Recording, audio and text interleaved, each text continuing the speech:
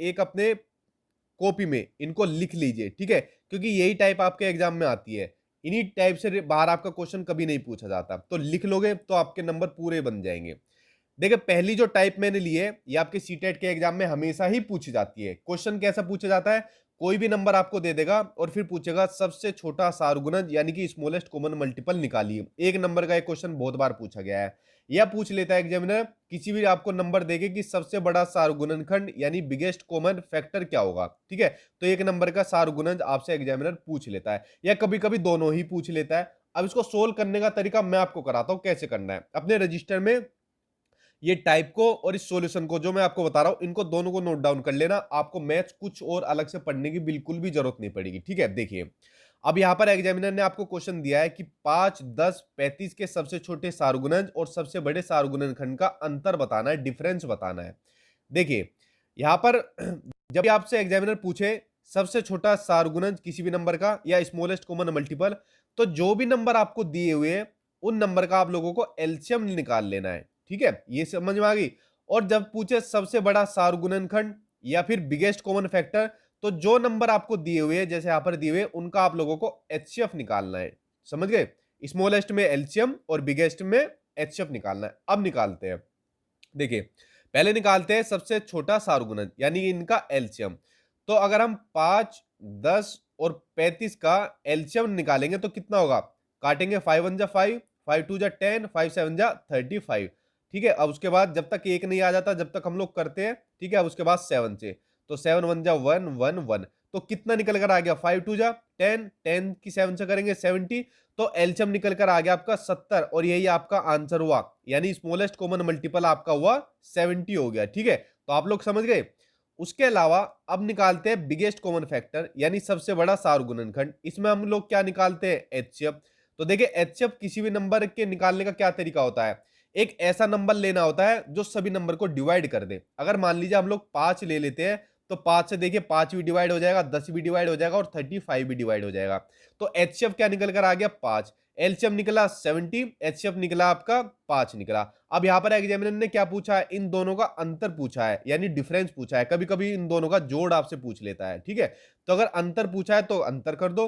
अगर 70 में से 5 गएंगे कितना बचेगा, 65। आपका आंसर निकल कर आ गया। देखिए कुछ था क्वेश्चन में, स्मॉलेस्ट कॉमन मल्टीपल के लिए एलसीएम निकाल दो, बिगेस्ट कॉमन फैक्टर के लिए आप लोग एचसीएफ निकाल दो, और जो भी आपसे जोड़ घटा पूछे उसको कर दो। एक नंबर का कंफर्म मान के चलिए 2 से 3 नंबर का भी ये क्वेश्चन आपके एग्जाम में पूछे जाते हैं इस टाइप के। ये आपकी पहली टाइप कंप्लीट, ठीक है। अब चलते हैं आपकी दूसरी टाइप पर। दूसरी टाइप ये आपकी पूछी जाती है गुणनखंड यानी फैक्टर से रिलेटेड, ठीक है। अब देखो इसको सोल्व करने का तरीका मैं आपको बताता हूं। एग्जामिनर ने क्या काम किया है, इससे पहले जितने भी सीटेट हुए सिर्फ यहाँ पर आपको नंबर चेंज करे। जैसे यहाँ पर पूछा है ना कि the sum of all the factors of 100 के सभी गुणनखंडों का योगफल पूछा है। कभी कभी 100 की जगह 105 दिया हुआ है, कभी 74 दिया हुआ है, कभी 265 दिया हुआ है। सिर्फ यहाँ पर आपको नंबर चेंज दिया हुआ है। करने का सोल्यूशन मैं आपको बताता हूं कैसे करना है।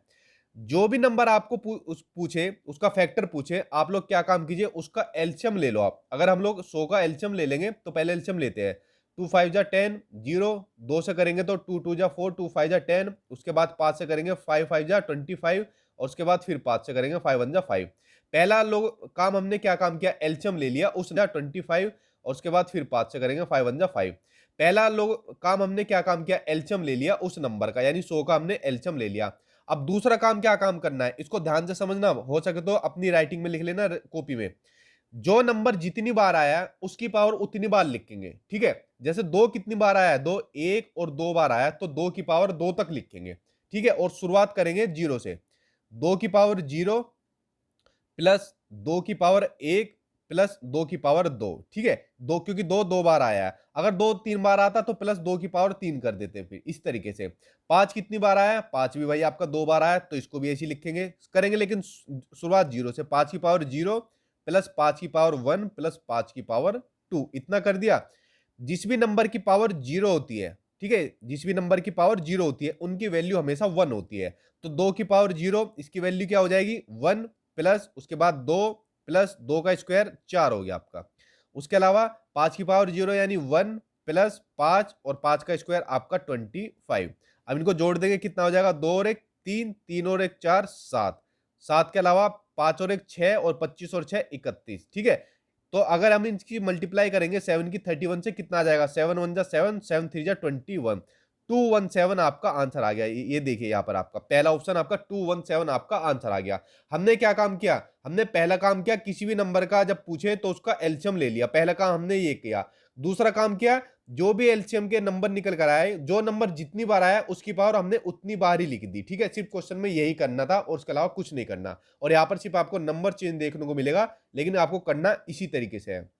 वरना मान लीजिए आपको कोई बड़ा नंबर दे दिया एग्जामिनर ने, लाइक आपका ये दे दिया, अगर 100 की जगह एग्जामिनर ने दे दिया यहाँ पर 800, एक सेकंड, 870 दे दिया, फिर कैसे निकालोगे। तो सबसे बढ़िया तरीका यही है जो मैंने आपको बताया, उनका एलसीएम लो और जो नंबर जितनी बार आए उसकी पावर उतनी बार लिखो, ठीक है। चलिए अब बात करते हैं तीसरी टाइप की, जो कि आपकी गुणा यानी मल्टीप्लीकेशन। यहां से आपके मान के चलिए 2 से 3 नंबर के क्वेश्चन पूछे जाते हैं, एक नंबर का नहीं, 2 से 3 नंबर के क्वेश्चन पूछे जाते हैं। अब देखते हैं कैसे पूछे जाते हैं। देखिए पहला क्वेश्चन देखते हैं। नीचे कोई पैटर्न दिया हुआ है, स्टडी द फॉलोइंग पैटर्न, और यहां पर पूछा है कि इनकी मल्टीप्लाई करेंगे आपस में क्या काम आएगा, कि 1 की 1 से मल्टीप्लाई करी तो इतना आया, 11 की 11 से करी तो इतना आया। अब देखिए अगर इसकी इससे मल्टीप्लाई करेंगे तो आपको मल्टीप्लाई करने में लग जाएगा बहुत टाइम, वरना इसके बाद में अगर और 1 1 करके बहुत सारे पूछ लेता तो उसमें आपको टाइम लग जाएगा। सही आप कर सकते हो, लेकिन आपको करना कैसे है। देखिए जितनी बार भी वन आए, वन कितनी बार आया, 1 2 3 4 5 बार वन आया, तो इसको लिख लो 1 2 3 4 5, जितनी बार वन आया वहां तक लिख लो, और उसके बाद उल्टा कर दो 4 3 2 1, ये आपका आंसर निकल कर आ गया, ठीक है।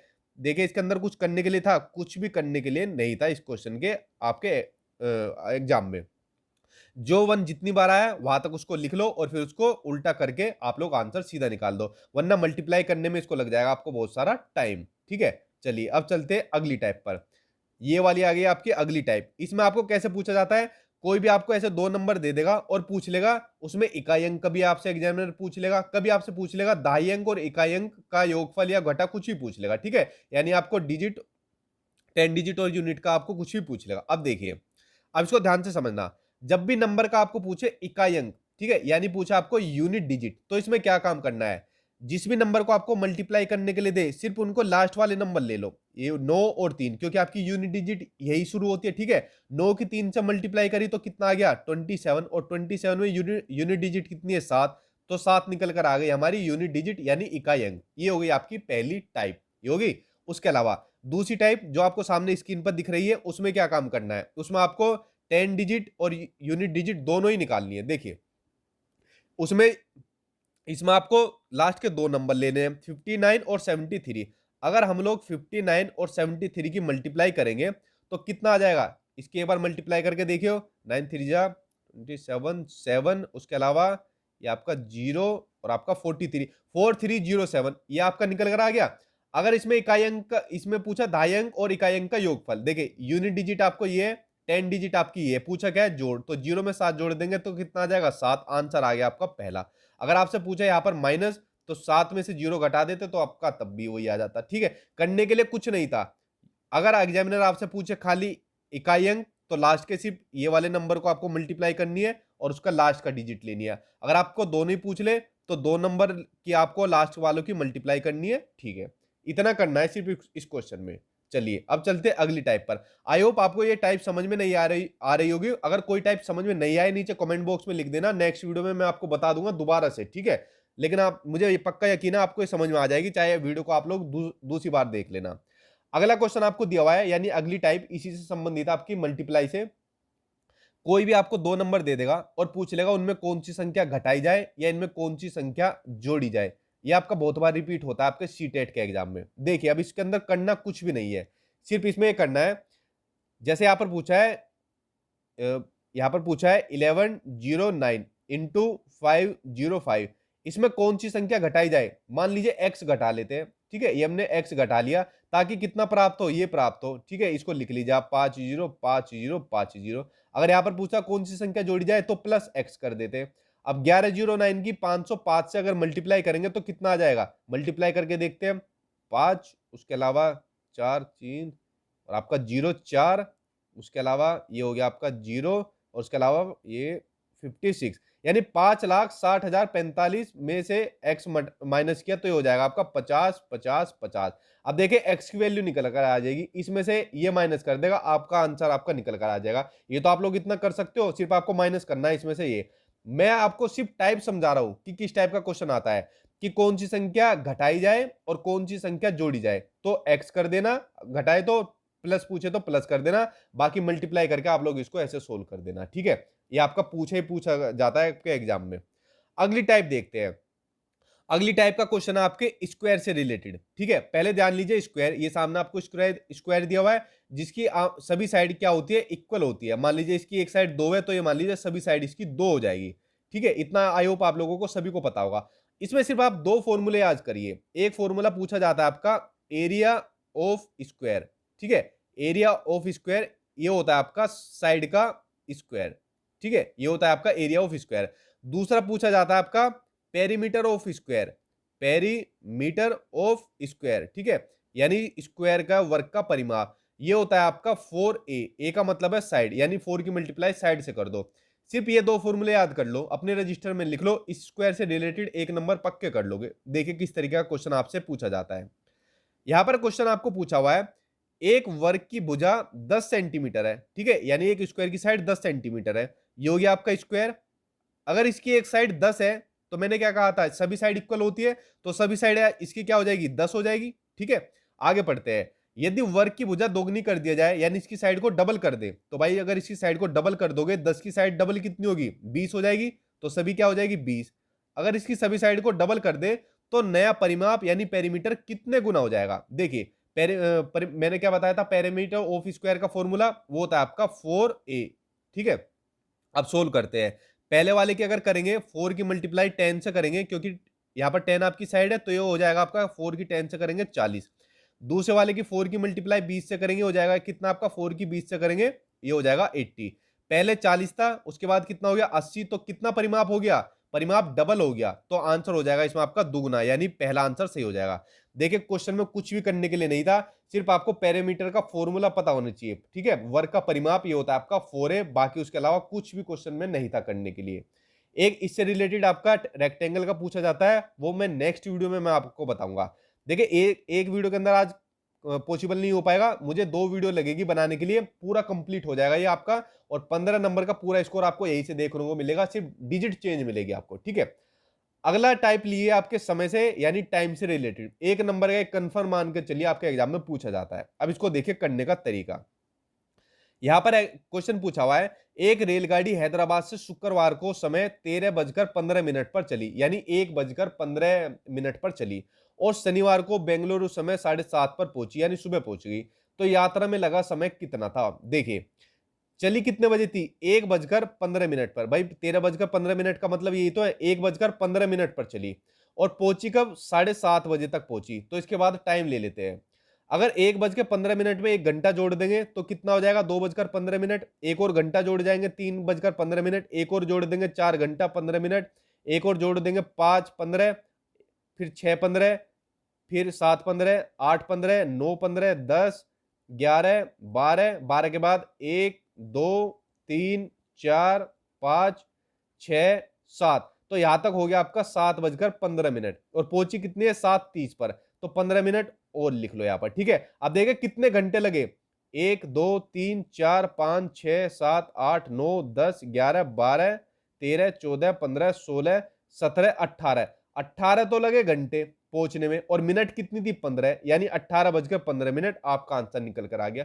देखिए करने के लिए इस क्वेश्चन में कुछ भी नहीं था, सिर्फ इतना ही आप लोगों को करना था जो मैंने आपको अभी ये चीज बताई है, ठीक है।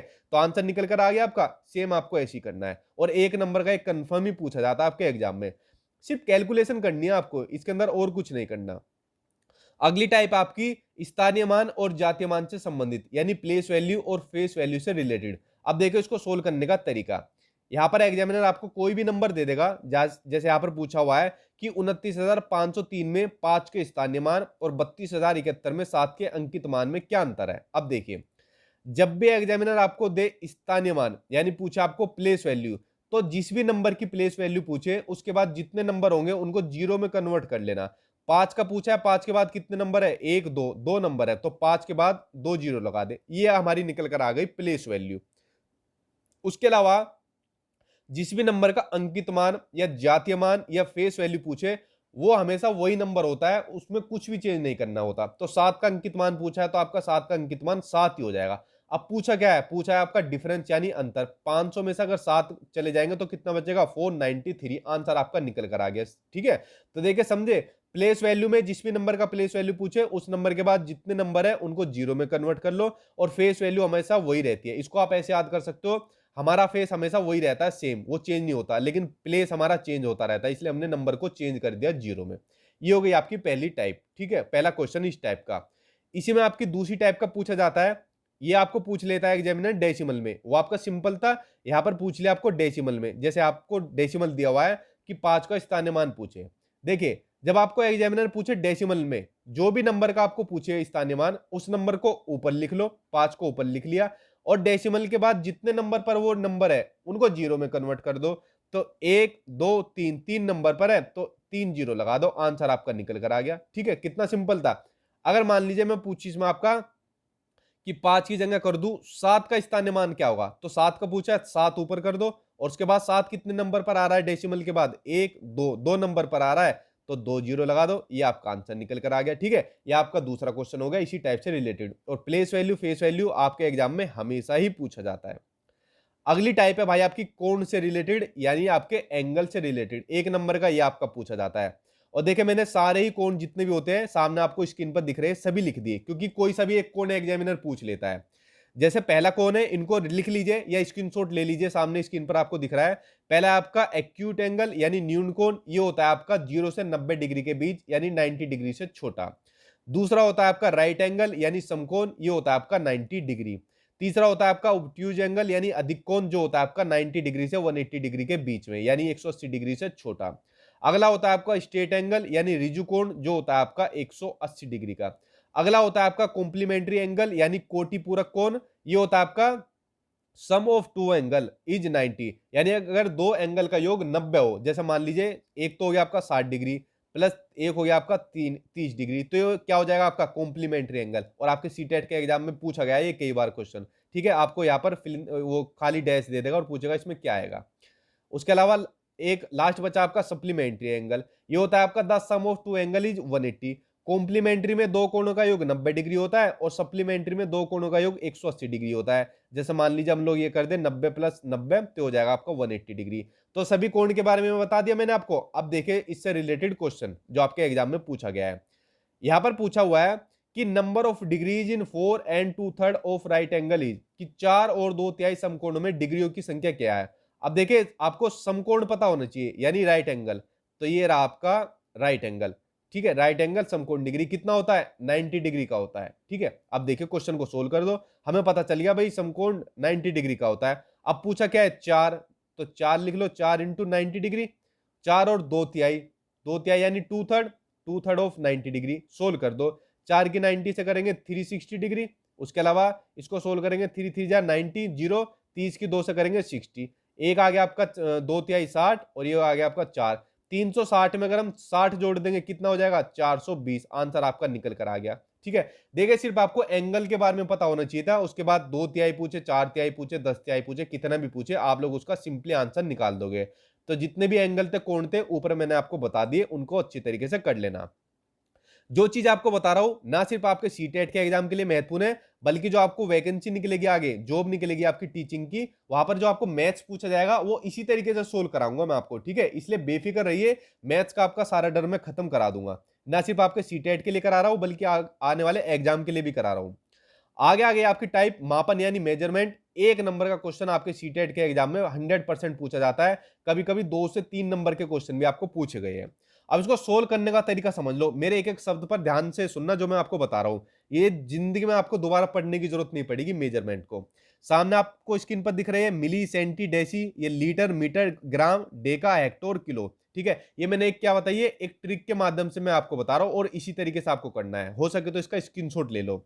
देखो, इसमें पहला क्या काम करना है आपको, अगर हम लोग पहले तो अगर इधर से इधर जाते हैं, ठीक है, अगर इधर से इधर जाते हैं, जैसे यहां पर ये इधर से इधर जा रही है ये वाली लाइन, आपने एक मूवी देखी है ना, भाग मीखा भाग, तो यहाँ पर मीखा भग रहा है, ठीक है, तो मीखा जी भग रहे हैं यहाँ पर इधर को, तो भग रहे हैं, तो इसका मतलब उन नंबर को कर देना आपको भाग, डिवाइड, ठीक है, समझते जाना। अगर अभी भी समझ में नहीं आएगा, जब पूरी बात बता दूंगा पूरा समझ में आ जाएगा। अब अगर मिक्खा जी इधर को जा रहे हैं तो जा रहे हैं भागते हुए, यानी भाग करना है, और भागने के बाद मिक्खा जी वापस घर आ रहे हैं, ठीक है, गाना गुनगुनाते आ रहे हैं, तो यहाँ पर कर देनी है आपको गुना, यानी कि आपको मल्टीप्लाई कर देनी है। पहली चीज आप लोग ये समझ गए।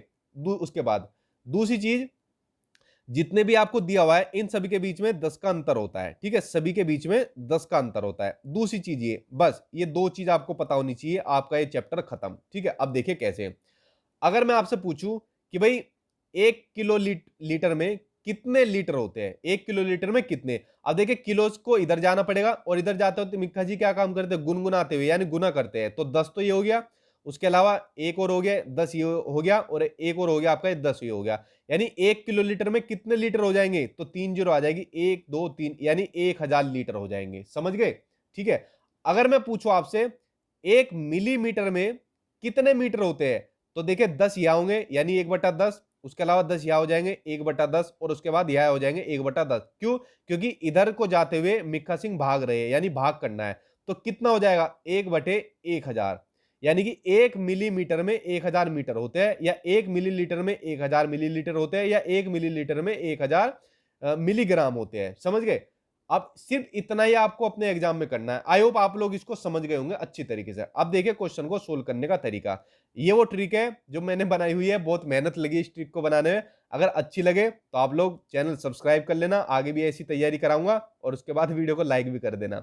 देखिए अगर यहां पर आपको क्वेश्चन पूछा हुआ है कि which one of the following is not correct, निम्न में से कौन सा सही नहीं है, वो हमें देखना है। देखिए पहला देखते हैं, 1 मिलीमीटर में 0.1 सेंटीमीटर होते हैं, 1 मिलीमीटर में 0.1 सेंटीमीटर, देखते हैं 1 मिलीमीटर और 0.1 सेंटीमीटर, ये रहा आपका मिलीमीटर और सेंटीमीटर। देखिए इस तरफ को जा रहे हैं ना, और इस तरफ को जाते हैं तो क्या काम करते हैं, भगते हुए जाते हैं, तो भाग रहे हैं, तो बीच में कितना होता है अंतर, 10 का 1/10, 1/10 को हम 0.1 भी लिख सकते हैं, यानी 1 मिलीमीटर में 0.1 सेंटीमीटर होते हैं, ये बात बिल्कुल सही है, यानी ऑप्शन आपका पहला सही हो जाएगा, ठीक है।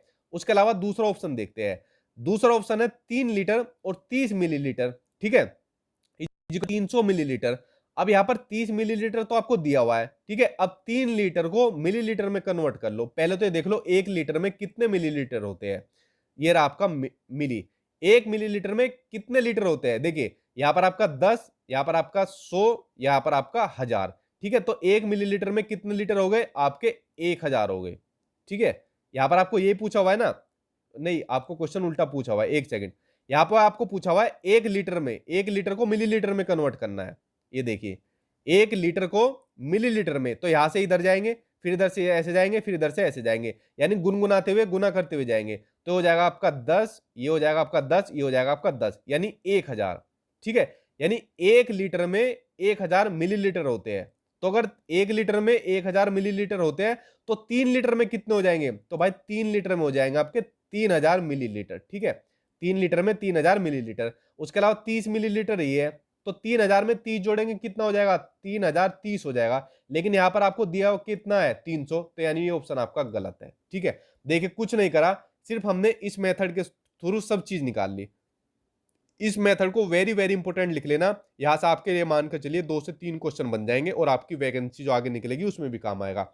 सिर्फ इतना जान लीजिए, इधर को मिक्खा सिंह जाते हैं, तो इधर को मिक्खा सिंह जाते हैं भागते हुए, यानी भाग कर देनी है, और भागकर जो वापस आते हैं तो वहां कर देती है आपको गुना, यानी मल्टीप्लाई, ठीक है। और इन सभी के बीच में 10 का अंतर होता है, फिर चाहे आप लोग कुछ भी निकाले, आप उसका इजीली आंसर निकाल सकते हो। चलिए अब देखते हैं आपकी अगली टाइप के ऊपर। अगली टाइप आपकी डिवाइड यानी भाग से रिलेटेड, यहां से आपके कई सारे क्वेश्चन बनते हैं सीटेट के एग्जाम में। और देखिए कितना सिंपल क्वेश्चन ये आपका बनता है, बहुत सिंपल क्वेश्चन, लेकिन बहुत बार रिपीट हुआ है। यहां पर सिर्फ आपको डिवाइड करना है, एंड आई होप आप लोगों को आता भी है कि इसको इससे डिवाइड करो। डिवाइड करते 19,000 को अगर 9 से डिवाइड करेंगे तो कितना आएगा, 11 1 जा 11, 9 में से गया 8 0, 11 7 जा 77, उसके बाद बचा कितना, 9 में से 8 7 1 0, नहीं ये आपका गलत हो गया, दोबारा डिवाइड करते हैं, ठीक है। देखिए कितनी छोटी सी गलती मुझसे ही हो गई, 11 को दोबारा से डिवाइड करें, 11 1 जा 11, 9 में से 1 गया 8 0, 11 7 जा 77, ये बचा आपका 3 जीरो, 11 टू जा 22, 30 में से 22 गए 8, 9, 11 8 जा 88, ठीक है। यहाँ पर बच गया एक, तो एक बच गया आपका रिमाइंडर, यानी कि आपका बच गया शेषफल, इतना बच गया।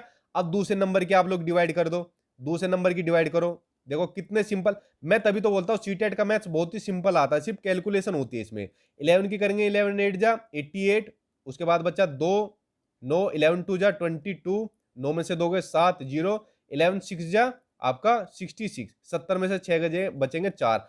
अब यहां पूछा है अगर इसकी इससे डिवाइड करें और इसकी इससे डिवाइड करें, जो प्राप्त शेषफल है यानी रिमाइंडर है उनका गुणनफल कितना होगा, तो मल्टीप्लाई कर दो, इसका 1 था इसका 4 था, 1 की 4 से मल्टीप्लाई कर दी, आंसर आपका निकल कर आ गया। बहुत ही सिंपल क्वेश्चन, ये मान लीजिए सबसे सिंपल क्वेश्चन यही है, लेकिन आपके सीटेट के एग्जाम में बहुत बार रिपीट भी होता है। चलिए अब देखते हैं अगले क्वेश्चन पर। अगला क्वेश्चन आपका होता है डिस्ट्रीब्यूशन से, यानी जब चीजें बांटी जाती है, ये आपके सीटेट के एग्जाम में पूछा जाता है। जैसे यहां पर आपको एक क्वेश्चन पूछा गया है कि राहुल के पास 5 दर्जन टॉफियां है, एक दर्जन में कितनी होती है 12, तो 5 दर्जन में कितनी हो जाएगी 60, तो राहुल के पास टोटल 5 दर्जन टॉफी यानी 60 टॉफियां है। उसने इनका 1/3 यानी 1/3 भाग आशा को दे दिया, तो 60 का 1/3 कितना हो जाएगा, करो इसको सोल्व, 3 2 जा 6 0, तो हो जाएगा आपका 20, यानी 20 टॉफी आशा को दे दी। 2/5 भाग सोनम को दे दिया, यानी 60 टॉफी में से 2/5 भाग यानी 2/5, तो इसको सोल्व करो, 5 12 और 12 दूनी 24, तो ये 24 टॉफी दे दी उसने सोनम को, ठीक है। और 1/12 भाग हिना को दे दिया, यानी 60 का 1/12वां हिस्सा हिना को दे दिया, 12 पंजे 60, ये दे दी हिना को। तो टोटल कितनी टॉफी बांट दी इस भाई साहब ने, इसने बांट दी 20 और 4, और 20 में अगर 24 जोड़ेंगे 44, 44 और 5 49, तो टोटल टॉफियां बांट दी इसने 49, और थी कितनी इसके पास, थी इसके पास 60, यानी 5 दर्जन टॉफी थी, तो 60 टॉफी में से 49 इन्होंने भाई साहब ने बांट दी, तो बची कितनी 11 बची, आंसर आपका सेकंड निकल कर आ गया। सिर्फ इसके अंदर आपको यही करना है, या तो आपको क्वेश्चन आपको ऐसे बांटने का दे देगा, या पूछ लेगा एक टोकरी में इतने फल थे फिर इतने जोड़ दिए इतने जोड़ दिए, इस तरीके से आपको डिस्ट्रीब्यूट और जोड़ने का क्वेश्चन आपके सीटेट में पूछा जाता है। अगली टाइप आपके अंक यानी नंबर से रिलेटेड, और ये क्वेश्चन आपका आता ही आता है सीटेट के एग्जाम में। अब देखो इसको करने का क्या तरीका होता है। यहां पर आपको दिया हुआ होगा, कोई भी आपको नंबर दे देगा, यहां पर जैसे आपको 19 दिया हुआ है कि 19,000 plus 1900 plus 19,1 is equal to, ठीक है। अब इसको सोल्व करते हैं, देखो सोल्व करने का तरीका।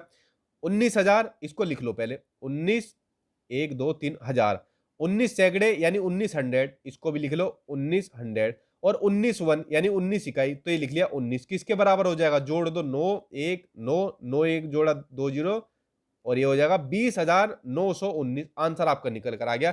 सिर्फ इतना ही सोल्व करना था, इसमें और भी कुछ करने की जरूरत आपको नहीं है, ठीक है। अब देखते हैं इसी से रिलेटेड इसकी अगली टाइप, ये भी आपको दी हुई है। ये कैसे दी हुई है, यदि 112 इकाई, 112 इकाई यानी सेम एज इट इज आपकी ऐसी आ जाएगी, 112 इकाई प्लस 12,000, तो 12,000 लिख लो आप, प्लस 12,000, ठीक है। कितना आ जाएगा जोड़कर, 2 1 1 और 12, यानी 12,112 is equal to 11,012, is equal to 11,012, plus उसके बाद पूछा है प्लस दाई, ठीक है। यहां पर आप इसको ध्यान से देखना, यहां पर इसमें आपको पूछा है प्लस दाई, तो प्लस दाई का मतलब आपका कितना हो जाएगा, 10 हो जाएगा, ठीक है। यहां पर आपको पूछा है ना 10 का, तो प्लस 10x कर दो। अब इसको सिंपल सोल्व कर दो, इसमें से इसको घटा दो, 12,112 में से अगर हम घटाएंगे 1,012, तो कितना बचेगा, 0, उसके बाद 0 और 11, 1100 बराबर 10x बचा, तो x की वैल्यू निकल कर आ जाएगी, सामने से कट जाएगा, ये 110 आपका आंसर निकल कर आ गया, ठीक है। आंसर फोर्थ आपका सही हो जाएगा। देखिए कुछ नहीं करा क्वेश्चन में, जो चीजों बोलता गया इकाई दाई सैकड़ा हजार, वही सिर्फ हमने इसके अंदर क्वेश्चन करा है, और ये टाइप आपकी हमेशा ही पूछी जाती है। तो फ्रेंड्स